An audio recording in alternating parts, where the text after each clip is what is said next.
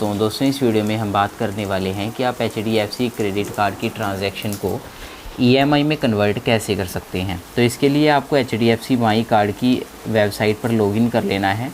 यहाँ पर आपको बहुत सारे ऑप्शंस मिल जाएंगे और इन ऑप्शंस में से आपको सर्विसेज वाले ऑप्शन पर क्लिक कर देना है। तो इस पर क्लिक करेंगे, इसके बाद भी हमें काफ़ी सारे ऑप्शन देखने को मिलेंगे।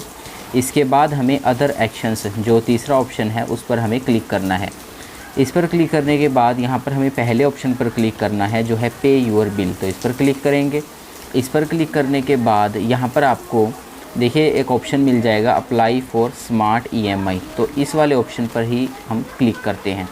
इस पर क्लिक करने के बाद आपको अपना रजिस्टर्ड मोबाइल नंबर डालना है जो आपका क्रेडिट कार्ड के साथ लिंक है, तो वो डालेंगे। इसके बाद एक OTP आएगा और OTP से यहाँ पर वेरीफाई करेंगे, तो OTP डालेंगे। इसके बाद तो यहाँ पर हम OTP डालते हैं।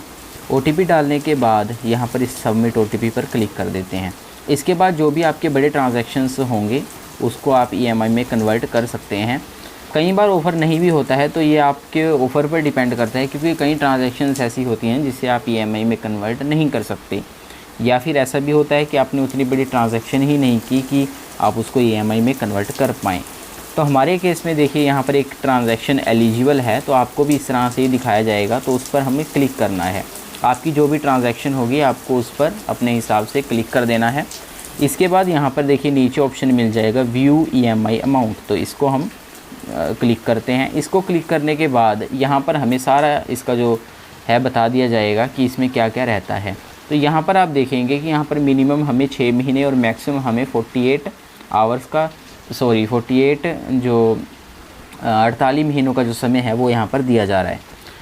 तो इसको आप अपने हिसाब से चूज़ कर सकते हैं। ये टेन्योर होता है, जैसे आप कोई लोन लेते हैं उसमें आपको सिलेक्शन करना होता है, यहाँ पर भी आपको सिलेक्शन करना होता है। तो जैसे मान लीजिए हम 6 मंथ के लिए ले रहे हैं, तो यहाँ पर आ जाएगा वो, और EMI की अमाउंट आ जाएगी, और यहाँ पर आपका इंटरेस्ट आ जाएगा, जो भी रेट ऑफ इंटरेस्ट आप पर चार्ज होगा। तो यहाँ पर हमारे केस में 1.79% मंथली इंटरेस्ट हमसे लिया जाएगा, जो कि 21.48% पर एनम यहाँ पर होता है। तो उस हिसाब से आपको इंटरेस्ट यहाँ पर देख लेना है। एक बात याद रखिएगा, जब भी आप EMI में ट्रांजैक्शन जो EMI है उस अपनी ट्रांजैक्शंस को कन्वर्ट कर लोगी EMI में, तो उस पर आपको फ़ीस लगती है, एक प्रोसेसिंग फ़ीस इंटरेस्ट के साथ। वो प्रोसेसिंग फ़ीस यहाँ पर आप देख सकते हो जो हमें लग रही है 499 की जो प्रोसेसिंग फ़ीस है आपको देनी पड़ेगी। इसके बाद यहाँ पर आप नीचे देखेंगे तो यहाँ पर हमारा जो EMI जो जिस ट्रांजैक्शन है वो यहाँ पर हमें वो हमारी यहाँ पर दिखाई जा रही है कि कौन सी ट्रांजैक्शंस को हम यहाँ पर EMI में कन्वर्ट कर रहे हैं। तो अगर मैं इसको 48 मंथ तक चूज़ करूँ तो यहाँ पर EMI अमाउंट कम हो जाएगी, लेकिन यहाँ पर जो रेट ऑफ इंटरेस्ट है वो यहाँ पर थोड़ा बढ़ जाएगा, और यहाँ पर जो आप रेट ऑफ इंटरेस्ट है, लेकिन यहाँ पर प्रोसेसिंग फ़ीस यहाँ पर चेंज नहीं होगी। प्रोसेसिंग फ़ीस यहाँ पर बिल्कुल सेम रहेगी। ये जो प्रोसेसिंग फ़ीस है ये आपकी पहली EMI में आएगी। अब कुछ लोग कहते हैं कि हमें EMI को पे कहाँ करना है। देखिए EMI को कहीं पे नहीं करना होता है। जैसे आपकी ट्रांजैक्शन EMI में कन्वर्ट हो जाती है, तो जब आपकी स्टेटमेंट जनरेट होती है तो उस स्टेटमेंट के अंदर वो EMI अमाउंट भी इंक्लूड होती है।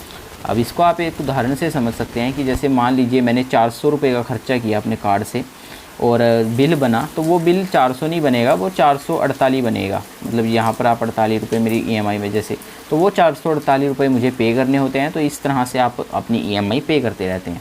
अब यहाँ पर टर्म्स एंड कंडीशन को सिलेक्ट करेंगे, इसके बाद कन्फर्म करेंगे। तो कन्फर्म करने के बाद एक OTP सेंड किया जाएगा, उस OTP को यहाँ पर सबमिट करेंगे। बस ये करने के बाद आपकी ट्रांजैक्शन EMI में कन्वर्ट हो जाएगी। तो इस तरह से ये एक अच्छा प्रोसेस है, क्योंकि कई बार हम कुछ ज़्यादा ही क्रेडिट कार्ड का यूज़ कर लेते हैं, तो ऐसे केस में हम बिल भरने में काफ़ी परेशानी होती है। तो लोन ना लेकर के, मतलब कोई और लोन ना लेकर के आप इसी को ही EMI में कन्वर्ट कर सकते हो। दोस्तों ये जो प्रोसेस था, ये पूरा प्रोसेस ऐसे रहता है। मैं आपको यहाँ पर एक एक बात बताना चाहूँगा कि इस पर इंटरेस्ट भी लगता है और प्रोसेसिंग फ़ीस भी लगती है, और ये सारा का सारा एक लोन की तरह ही रहता है। आपकी जो भी क्रेडिट लिमिट होगी उसको लॉक कर दिया जाएगा, सारी लिमिट को, जितनी लिमिट को आप यूज़ करेंगे, और वो जब जैसे जैसे आप EMI पे करते रहेंगे वो आपकी लिमिट रिलीज़ होती रहेगी। तो ये इस तरह से पूरा प्रोसेस रहता है। आई होप वीडियो आपको पसंद आई होगी। इसके रिलेटेड आपके मन में कोई क्वेश्चन है तो आप उसको नीचे कमेंट सेक्शन में पूछ सकते हो।